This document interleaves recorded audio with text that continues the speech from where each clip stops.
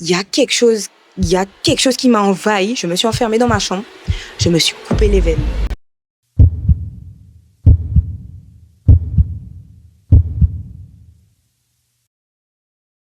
Coucou tout le monde, alors moi c'est Gaïane et aujourd'hui je vais vous raconter mon témoignage. Dans cette vidéo, avant de poursuivre, je vais être totalement transparente, âme sensible, s'abstenir. Je vais être vraie, je vais vraiment aller en profondeur. Sachez également, je tiens à le préciser, que mes parents sont au courant. Je vais devoir à un moment parler d'eux, je vais devoir expliquer certains faits, certaines choses qu'ils ont eu à faire, qu'ils ont fait.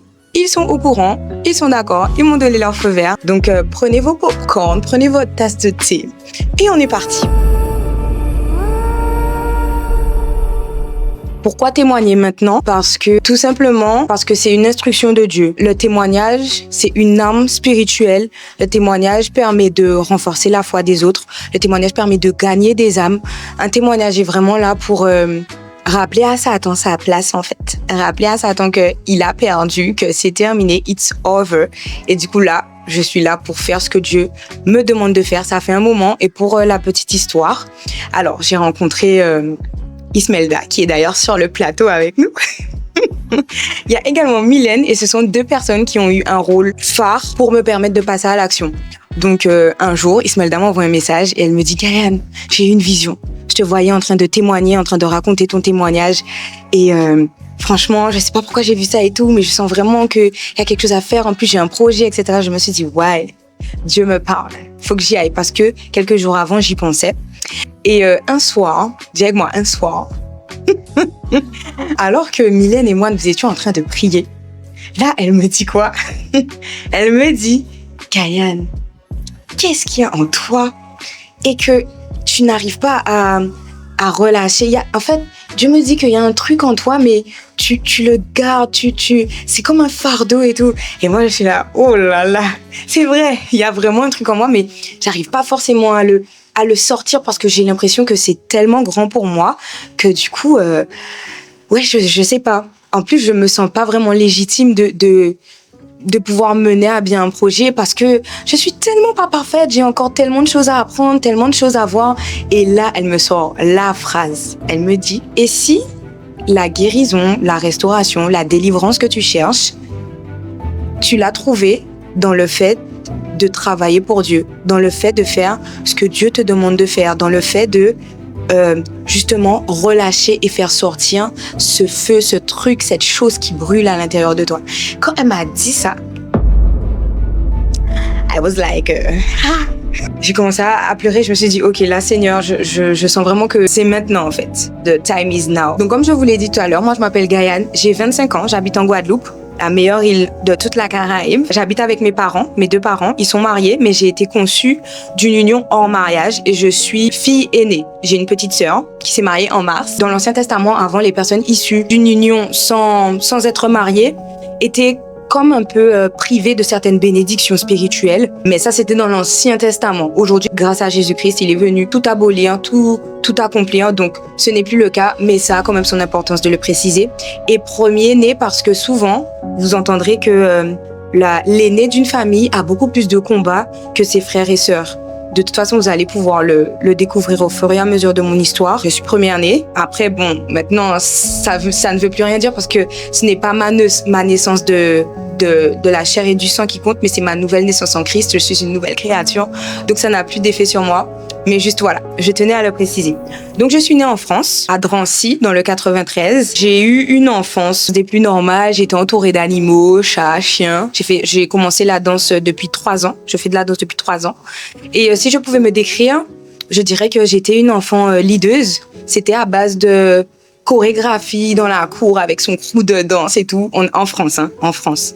On danse, voilà, comme ça. J'ai trop cru que j'étais dans un film. J'étais une grande sœur. Et du coup, dès que ma petite sœur, elle avait un souci, je rappliquais. Je peux aussi dire que j'étais une enfant très possessive. J'avais une meilleure amie à l'époque et elle s'est rapprochée d'une autre copine. Et ça m'a pas plu. Et apparemment, du coup, j'harcelais cette autre fille qui s'était rapprochée de ma meilleure amie. Je la menaçais, selon les dires de mes parents, parce que j'en ai aucun souvenir.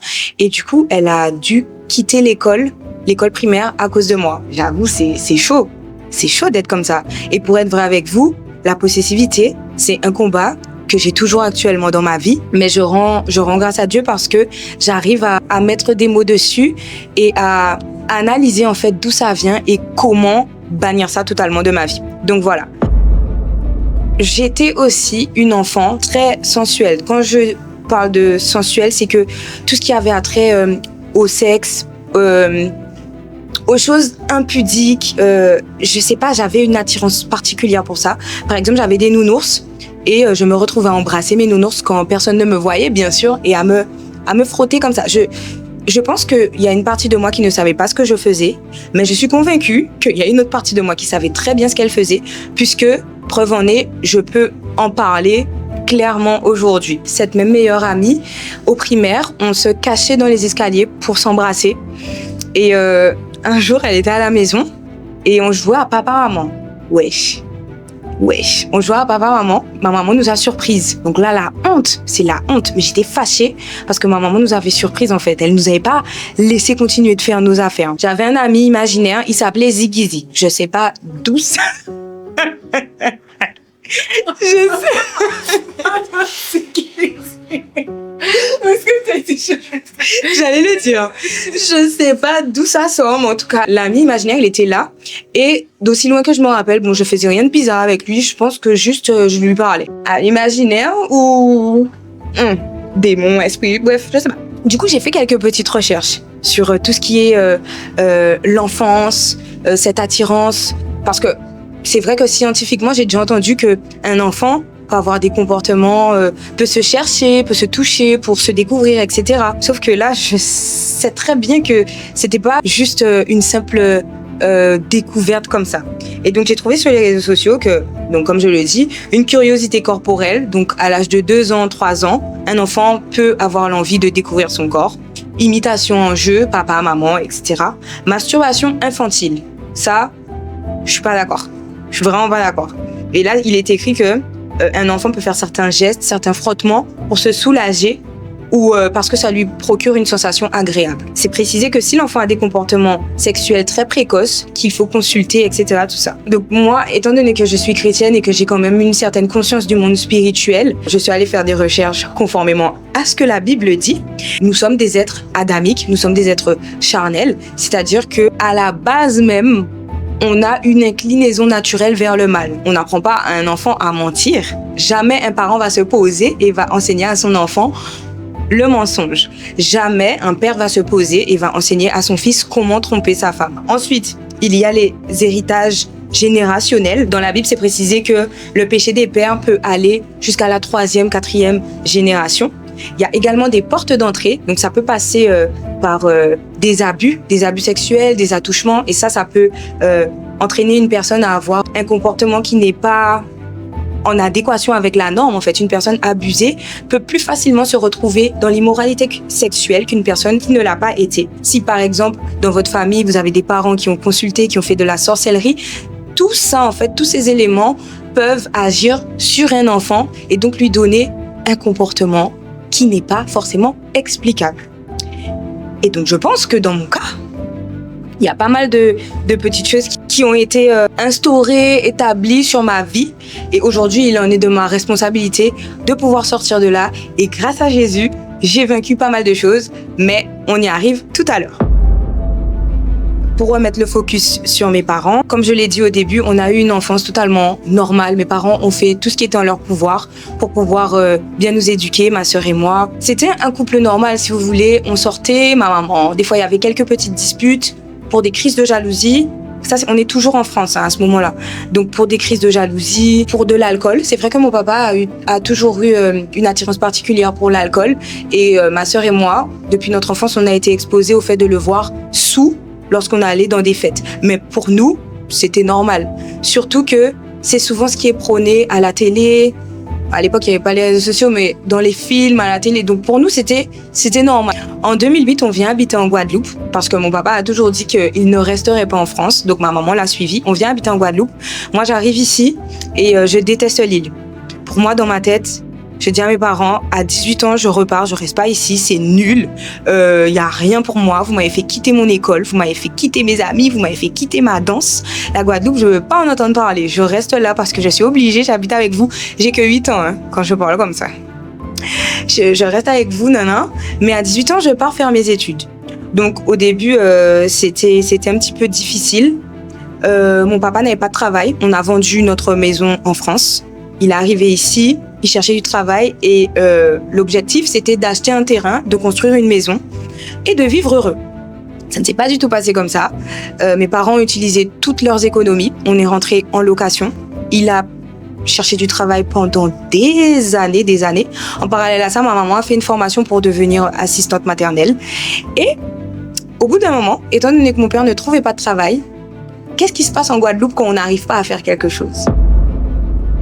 Ils ont consulté un gars des affaires. Parce que pour eux, c'était pas normal. Il y avait des blocages. En fait, ils comprenaient pas pourquoi ça fonctionnait pas. Donc, on leur a donné plusieurs instructions. Prendre des bains, etc. Enterrer des choses, ceci, cela, machin. En parallèle à ça, moi, j'ai commencé la danse. Je suis rentrée dans une association de danse culturelle. Alors, au début, le gros cas et moi, zéro. Je détestais. Encore une fois, ça venait dans l'optique, ouais, en Guadeloupe, c'est nul. C'est quoi cette danse? En plus, j'arrive pas. Au fur et à mesure des années, j'ai commencé à partir en tournée. Chaque grande vacances, je suis partie en tournée dans des pays différents. Angleterre, Canada, Mexique, Miami, pour justement aller danser. Donc finalement, j'ai appris à apprécier cette danse-là. Mes parents, à côté de ça, invités dans des déjeuners champêtres. Enfin, vous connaissez un petit peu le train de vie antillais, invités dans des déjeuners champêtres, fêtes familiales. Donc, on avait toujours l'habitude de voir mon papa sous. Quand il était sous, il devenait assez virulent, en fait, dans ses paroles. Ma maman, elle était fâchée, ça créait un froid. Et à un moment, en fait, j'ai commencé à développer de la rancœur vis-à-vis de mon père parce que j'aimais pas, en fait, comment il traitait ma maman. Quand il était alcoolisé, il lui parlait très, très mal devant tout le monde. Et je trouvais que ça se faisait pas, en fait. Et je disais à ma maman, mais maman, pourquoi tu laisses papa te parler comme ça? Pourquoi tu laisses papa te traiter comme ça? Ça se fait pas. Et j'ai commencé à me rebeller, en fait, contre mon père. J'ai commencé à écrire sur les murs de ma chambre avec un compas JDP. Je déteste mon père. Donc voilà, c'était un peu ça mon enfance, en ajoutant le fait que mon père, il regardait beaucoup de pornographie. Voilà, il regardait beaucoup de pornographie, donc c'était des disputes à répétition avec ma maman encore. Oui, nanana, pourquoi tout ça? Mais en fait, ma sœur et moi, on entendait ça sans réellement comprendre ce qui se passait, mais moi un peu plus que ma sœur. Et ça nous arrivait de rentrer dans leur chambre parce que leur bureau avec l'ordinateur était dans leur chambre et de tomber sur des images à caractère sexuel sur l'ordinateur parce que l'ordinateur avait un virus et du coup, il y avait des images. Donc moi, j'ai été exposée à ça. Pour en revenir à moi, je suis au primaire. J'arrive, j'essaie de m'intégrer, je vois que je faisais la go en France, mais en Guadeloupe, c'est un peu plus difficile parce que les filles, elles ont quand même un peu de caractère.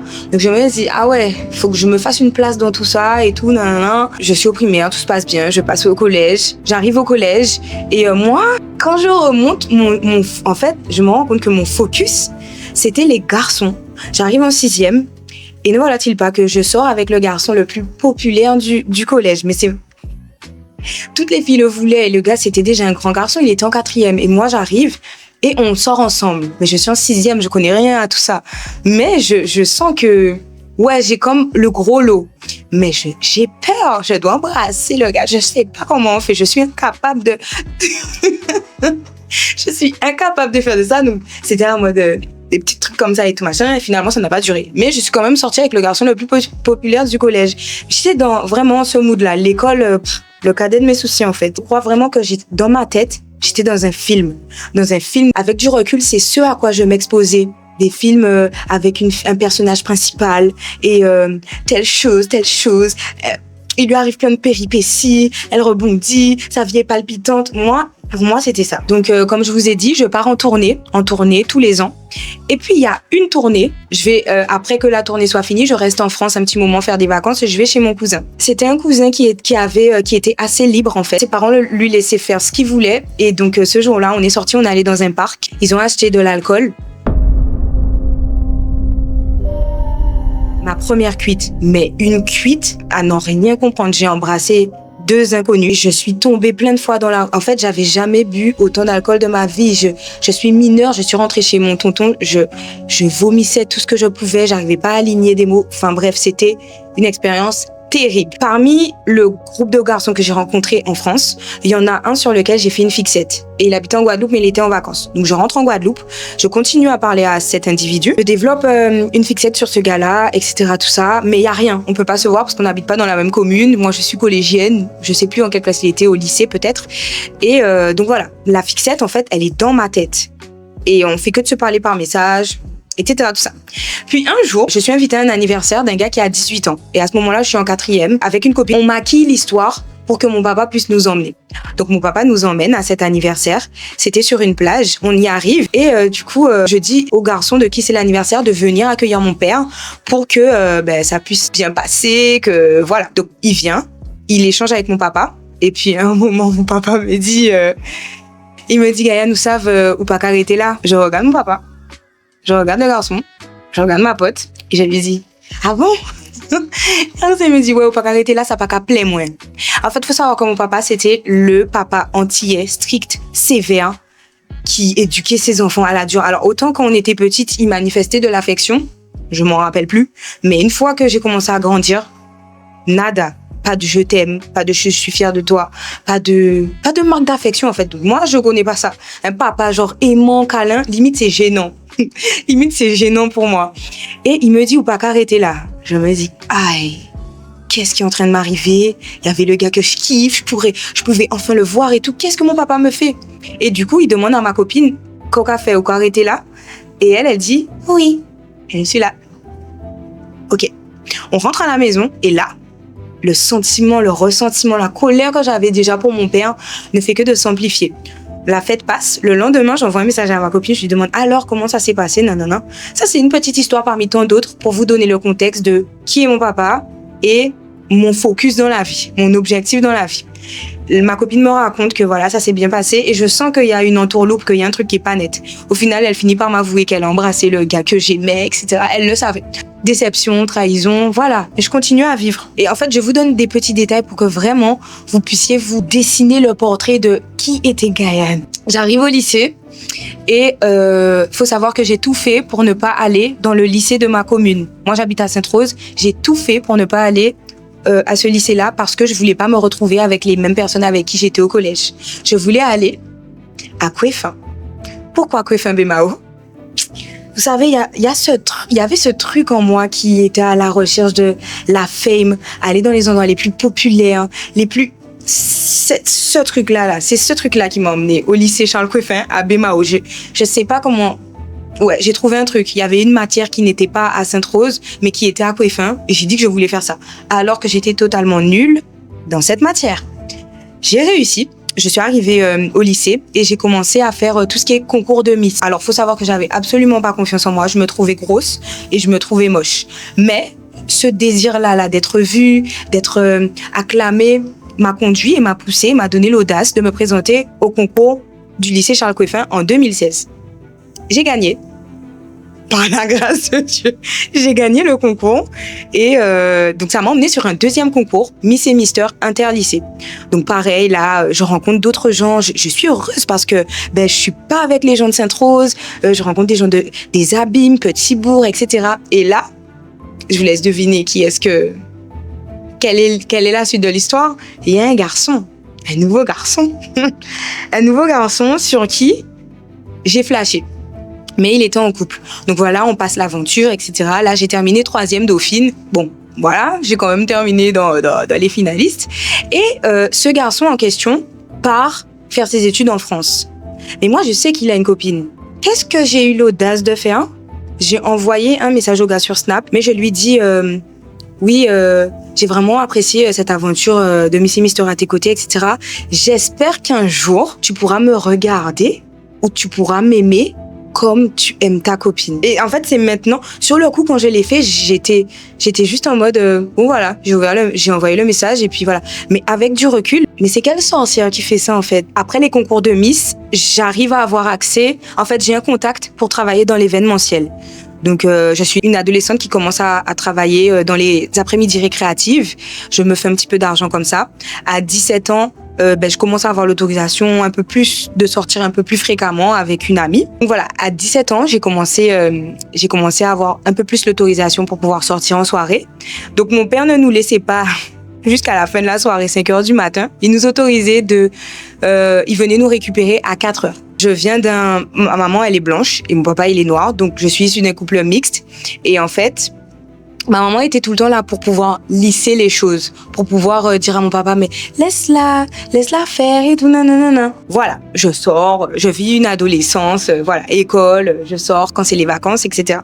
Jusqu'à un jour, à 17 ans, les grandes vacances de 17 ans, je suis sortie la veille, je suis rentrée tard et le lendemain, ma maman n'a pas pris ça. Donc elle a commencé à me crier dessus. Et moi, elle me criait dessus et en fait, je lui demandais de pouvoir aller dans une autre sortie. Elle m'a dit non. J'ai pas accepté le non. Hein. J'ai pas accepté le non et j'ai commencé à être remplie d'une colère et on a commencé à se crier dessus dans la maison. Et là, à ce moment-là, il y a quelque chose qui m'a envahi. Je me suis enfermée dans ma chambre. Je me suis coupé les veines. J'ai développé en fait cette habitude de me faire du mal. Quand mon papa me criait dessus, parce que je trouvais qu'il avait parfois une autorité abusive. J'étais pas une enfant battue, mais je prenais des coups. Et des fois, je trouve que c'était injustifié. Et donc, comme je pouvais pas exprimer cette injustice, je me faisais mal. Je pouvais me mordre. Ça me faisait des bleus sur les bras. Et je récupérais des petits bouts de verre pour me faire des petites entailles comme ça. Mais jamais je me suis dit, je vais m'ouvrir les veines, quoi. Je me faisais du mal parce que j'étais énervée. Et ce jour-là, je me suis coupé les veines. Ma sœur est rentrée dans la chambre. Elle a commencé à appeler ma maman. Maman m'a dit, mais pourquoi t'as fait ça, Gaëlle? Pourquoi t'as fait ça? Non, non, non. Elle a appelé mon papa. Il était au travail. Et du coup, il a dit, calme les autres, qu'est passé. Il essaye c'est la force calme. Du coup, il arrive, on m'a emmené à l'hôpital, au CHU. On m'a fait voir un psychiatre. Mais moi, dans ma tête, je suis là, mais non, mais les amis, je suis pas folle. C'est juste que j'étais en colère et enfin il y a rien, je suis pas obligée de voir un psychiatre, il y a rien, je suis vraiment désolée. Donc qu'est-ce que j'ai fait? Je leur ai fait une lettre parce que mon papa m'avait confisqué mon téléphone du coup parce qu'il voulait fouiller dedans. Mais ma maman, je sais pas s'il l'a fait finalement pour voir qu'est-ce qu'il y avait dans ça, qu'est-ce qui m'occupait l'esprit. Donc je leur ai fait une lettre d'excuse. Je sais pas si la lettre était sincère, avec du recul, hein. Je sais pas si c'était pas une façon de me dire si je m'excuse sincèrement. Alors, je pense qu'il y avait une part de moi qui était sincère et il y a une part de moi qui voulait récupérer son téléphone. J'ai fait la lettre. Voilà, finalement, ça s'est calmé. Je continue à vivre. C'est l'année de mon bac. Et pour mes 18 ans, avec une amie, on décide de faire une fête commune. Et à ces 18 ans-là, on avait invité plein de monde, il y avait de l'alcool, etc. Mes parents nous ont donné l'autorisation, ils sont partis. Et il y avait un garçon, encore une fois. Un garçon. Après cette fête-là, on a tous été dans une villa, on a tous dormi ensemble parce que c'était loin et c'était la première fois qu'on me touchait. Donc je me suis retrouvée avec ce garçon et il m'a touchée à mes 18 ans. Mais on n'a pas été plus loin parce que j'avais trop peur. Mais il m'a touchée. Et donc, j'ai commencé à m'attacher à lui, à développer des sentiments, mais j'ai appris qu'il était en couple. Donc du coup, j'ai arrêté de lui parler. Arrivent les grandes vacances 2018, je n'ai pas eu mon bac. J'ai été au rattrapage, puisque bien évidemment, mon focus n'était pas sur l'école. J'ai été au rattrapage. Au rattrapage, je l'ai eu. Et les grandes vacances 2018, c'était la débauche. Et arrive un jour où je me retrouve avec ce garçon en question et je perds ma virginité. Faut savoir que lorsque je perds ma virginité, je ne suis absolument pas lucide. Parce qu'en fait, il m'avait fait fumer quelque chose.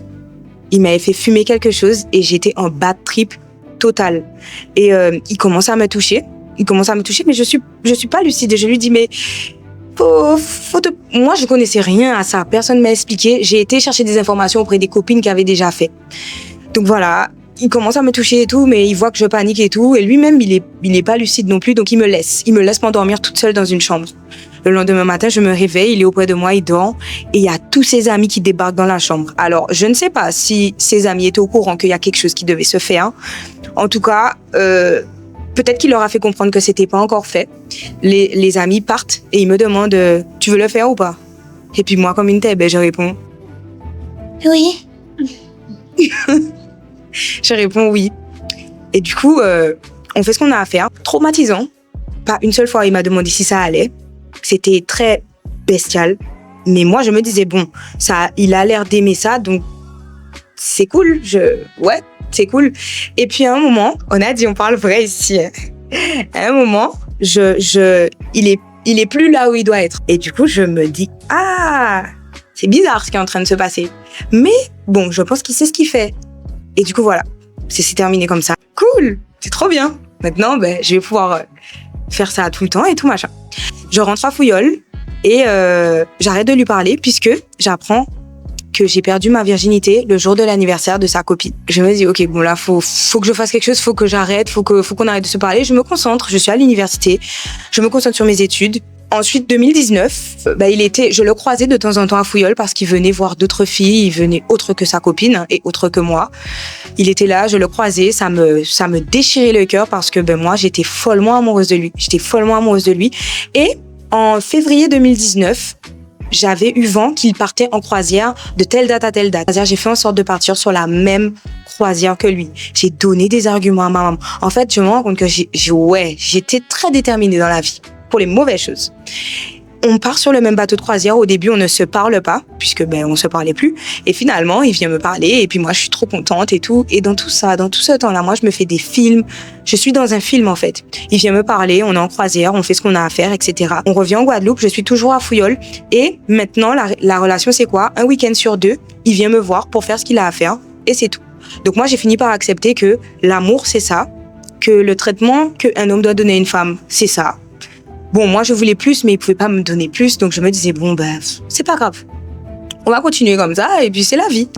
Et un jour, il vient me voir avec un ami à lui. Cet ami, je le connaissais. Des fois, lorsqu'on allait en soirée, j'utilisais cet ami pour pouvoir rendre jaloux le gars de qui j'étais amoureuse. C'est-à-dire que je dansais avec lui. Ça m'arrivait des fois d'aller au cinéma avec son ami pour rendre jaloux le gars de qui j'étais amoureuse, mais qui n'en avait complètement rien à faire de moi. Du coup, ils sont là, tous les deux dans ma chambre, et je fais un signe... au garçon avec qui j'ai l'habitude de faire mes affaires, qu'est-ce qu'il fait Enfin, un moment, faut qu'il parte, on a notre truc à faire. Et du coup, le garçon de qui je suis amoureuse, il l'accompagne à la porte, il ferme la porte, et on commence à faire nos affaires. Sauf que, la veille au soir, on était en soirée, et j'étais un petit peu pompette et tout, on a dansé ensemble, et dans l'euphorie de la soirée, il me dit « Demain, je viens ». Quand je veux dire ça, demain je viens et ce sera la porte de derrière. J'ai dit dans mon truc, comme j'étais pompette, j'ai dit non, tu vois. J'étais pas sérieuse, mais j'ai quand même dit non. Et donc, on en est au lendemain, il est là, il commence à faire ses affaires et rebelote, porte de derrière. Et donc, en fait, les larmes commencent à couler toutes seules. Et il me voit pas parce que je suis de dos. Et à un moment, il voit et il commence à crier sur moi. Il me dit, ouais, comment ça tu pleures et tout, non et tout. Et j'essuie mes larmes, je lui dis non, vas-y, t'inquiète, c'est pas grave et tout, continue, fais tes affaires. Et à un moment, je sens de l'agitation derrière moi. Il se retire, je me relève, parce que j'avais pas de visu en fait de la salle, de la pièce. Je me relève et je me rends compte que son ami était là. Il était dans la chambre du Crous. Depuis combien de temps, je ne sais pas.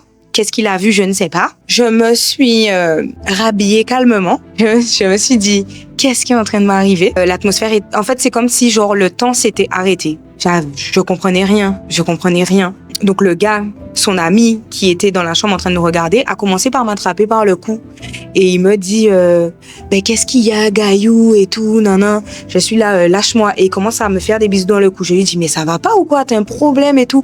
Mais pour l'instant, je peux rien dire. Je suis en train de réaliser que là, je viens de me faire berner. Et l'autre gars, il arrive et tout, et ils me disent tous les deux, on peut continuer, Gaïou, on peut continuer. Je pète un câble. Là, j'explose.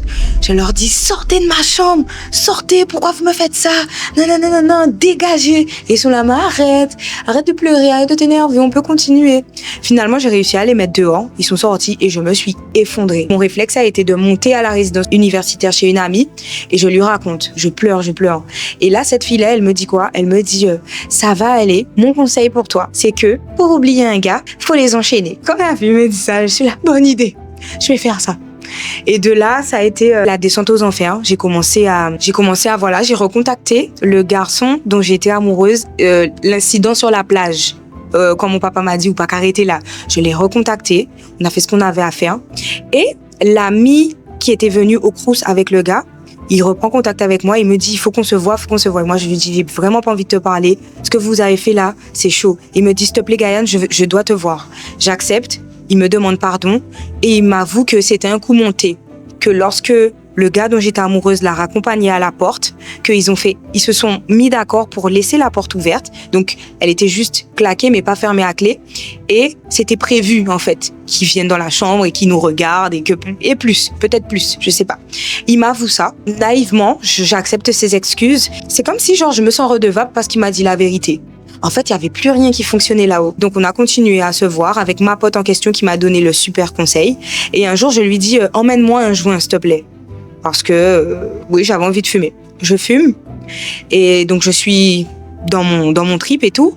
Et il me raccompagne à ma chambre du Crous. Puisqu'on était chez ma pote, il me raccompagne. Et naïvement, stone, je le regarde, je lui dis, tu veux m'accompagner jusqu'à ma chambre? Et après ça, il me dit oui. Donc, il arrive, on rentre dans ma chambre. Donc là, on parle bien de la personne qui était avec le gars dont j'étais amoureuse le jour où ça s'est passé. Et il rentre dans ma chambre. Et donc là, il fait ce qu'il a à faire. Mais je suis juste là, complètement défoncée. Hein. J'ai la force de rien dire.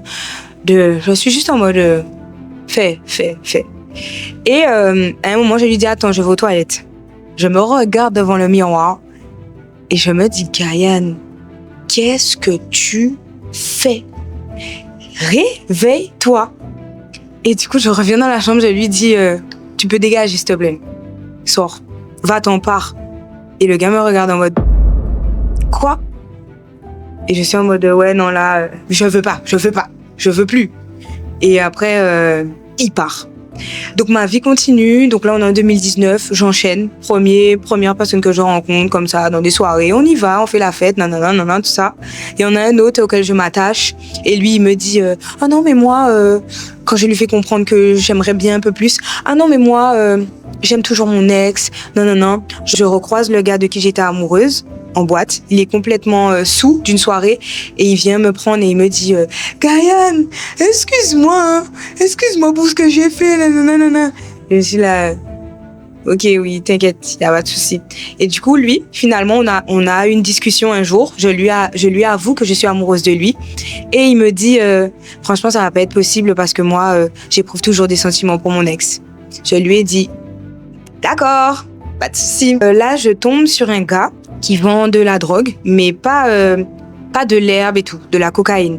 Il vend de la cocaïne et ça s'est fait très très très vite. Lui ne me traitait pas comme les autres m'ont traité. Lui me disait je t'aime. Puis il me disait que j'étais belle. Tous les jours, il me disait t'es trop belle, t'es trop belle, t'es trop belle. Il m'a fait sentir. Je me suis retrouvée dans des trucs où j'ai dû me cacher sous le drap parce que quelqu'un venait récupérer ça. Enfin, c'était plein de trucs comme ça jusqu'au jour où il me séquestre. En gros, moi, je voulais qu'on sorte, qu'on aille à la plage et tout. Et lui, il était juste là comme un pacha dans son lit. Il faisait rien. Donc, je me suis dit, bon, je rentre chez moi. Il a fermé toutes les pièces de sa maison et il m'a dit, tu vas nulle part. Je me suis dit, quoi? Mais Mais en fait, c'était du n'importe quoi. Finalement, voilà, je suis sortie. Il était un petit peu violent. Des fois, on pouvait jouer et tout, mais il m'a jamais frappé. Mais tu sentais que si je restais plus longtemps avec cette personne-là, je pense que je me serais pris des coups. Comme c'était un vacancier, il est reparti. J'ai continué d'enchaîner, etc. Et là, on arrive à la fin de l'année 2019. Et là, je me fais arnaquer. Je pouvais bénéficier de 8 000 € en échange de telle chose.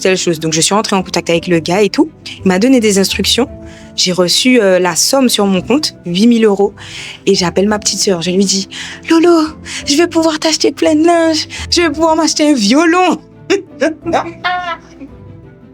Bref, non, les 8 000 € là, ça m'a mis des étoiles dans les yeux. Du coup, il m'a dit de faire un virement de 1 600 €. J'ai eu le temps de le faire. Mon compte a été bloqué tout de suite. J'envoie des messages au gars et tout. Plus de réponse. Le lendemain, ma banque m'appelle. Elle me dit, vous avez été arnaqué. Je lui dis, mais non, c'est pas possible. J'ai vu l'argent sur mon compte. La personne m'a expliqué telle chose. C'est pas possible. Puis après, la banquière me fait comprendre que oui, donc là, il va falloir rembourser les 1 600 € que vous avez virés. Des 1 600 € qui n'existaient pas, en fait. Vous voyez, en fait, c'était un chèque en bois. Au moment de l'arnaque, tout mon monde s'effondre. J'avais déjà eu plusieurs petits clins d'œil de Dieu. Par exemple, la fois où je suis partie en croisière, ce même garçon m'a donné quelque chose à fumer, encore une fois, sur le bateau de croisière. Et pareil, bad trip. Sauf que juste avant que mes idées ne soient plus claires, j'avais dit à ma petite sœur, ne me laisse pas toute seule. Je lui ai dit ça. Avant que je divague, machin, je lui ai dit, ne me laisse pas toute seule, s'il te plaît. Donc, elle m'a jamais laissée pendant toute ma période et tout. Et à un moment, on s'est retrouvées toutes les deux toutes seules. Elle en pouvait plus. Elle était en mode, mais qu'est-ce qui arrive à ma sœur? Avec ma sœur, on a 3 ans d'écart. Et elle était en mode, mais qu'est-ce qu'elle a? Comment je peux l'aider et tout? Il faut savoir que on a intégré une église en 2016. Parce qu'une amie à ma maman lui a parlé d'une église, parce que ma maman lui avait raconté ses problèmes. Donc, on était à l'église depuis 2016. Sauf que moi, j'y allais, mais ça ne m'intéressait pas. Et ce jour-là, sur le bateau de croisière, ma sœur commence à chanter. Parce que ma sœur, elle a toujours aimé chanter. Et là, elle commence à chanter une musique. Mais moi, je suis sous drogue. Donc, à un moment, je rigole, à un moment, je pleure, à un moment, je panique. Et là, elle chante une musique. Elle chante « Esprit Saint, consolateur ». Esprit Saint, consolateur, viens vivifier son âme. Et quand elle chante ça, je commence à pleurer. Mais en sanglots. Mais il faut savoir que je suis sous drogue. Donc, avec du recul, je pense que le Saint-Esprit m'a touchée. Mais sur l'instant T, je me dis, mais qu'est-ce qui m'arrive? Je pleure. Et elle chante. Et je pleure comme ça. Donc ça, c'est un des clins d'œil. Ensuite, après l'épisode où il y avait les 2 garçons dans la chambre, là, ma petite soeur me fait une playlist encore et elle me dit « Écoute ces musiques-là, ça !» Parce que je venais d'obtenir un job au McDo et sur le trajet, j'écoute des musiques. Et je sens que quand j'écoute les louanges, j'arrive à me relever petit à petit. Mais j'ai vite mis ça de côté. Et j'ai commencé à lire ma Bible aussi sur le portable à cette période-là. Mais j'ai vite mis ça de côté. Quand j'ai vu que j'allais mieux, je me suis dit « Ok, vas-y, c'est pas grave, c'est bon, je vais mieux, j'ai plus besoin de ça. J'ai plus besoin de ces trucs. » Après l'arnaque, j'ai regardé le ciel, j'ai dit Seigneur, là, il n'y a plus rien qui va dans ma vie. J'ai des mauvaises fréquentations, je fume tous les jours. Les garçons, je ne sais pas où je vais. On me parle d'un Dieu tout le temps à l'église. On nous dit oui, Gaïane, faut que tu pries, faut que tu lises ta Bible. Non. Là, aujourd'hui, là, je t'appelle. J'ai besoin de toi. Il faut savoir aussi que le garçon qui est un petit peu violent, il m'a transmise une MST. Donc en fait, il n'y avait plus rien qui allait. Et à ce moment-là, je fais cette prière à Dieu et je dis, je m'abandonne. J'en peux plus, j'ai besoin de toi parce que sinon là, c'est cuit.